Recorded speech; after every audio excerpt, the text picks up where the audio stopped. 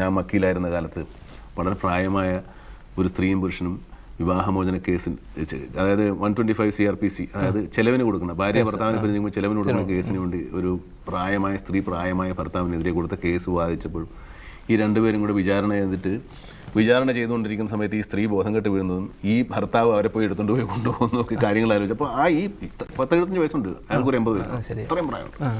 ഇപ്പോഴും ആ സ്ത്രീ അയാൾ കുറേ കാലം പിരിഞ്ഞിരുന്നുണ്ടാവും. അത്രത്തോളം അവർ തമ്മിൽ അത്ര ഒരു വിരഹം ഉണ്ടാവും ജീവിതത്തിൽ. അതും ഈ കുടുംബം തമ്മിലുള്ള എന്തോ വഴക്കാം. ഇയാൾ വിളിച്ചിട്ട് ഈ സ്ത്രീ കൊണ്ട് പോയി കേസ് വിളിച്ചൂല, കേസ് പോയി. മനസ്സിലായി? അപ്പോൾ ഞാൻ ആലോചിച്ചു, ഈ സ്ത്രീ ഇത്രയും കാലമായിട്ട് ഈ മനുഷ്യൻ സ്നേഹിക്കുന്നുണ്ടല്ലോ. അപ്പോൾ ഞാൻ കല്യാണം കഴിച്ചിട്ടില്ല. അന്ന് ഞാൻ ആലോചിച്ചു, ഞാനൊരു കല്യാണം കഴിക്കുകയാണെങ്കിൽ ഇവിടെ ഇതുപോലെ സ്നേഹിക്കണം.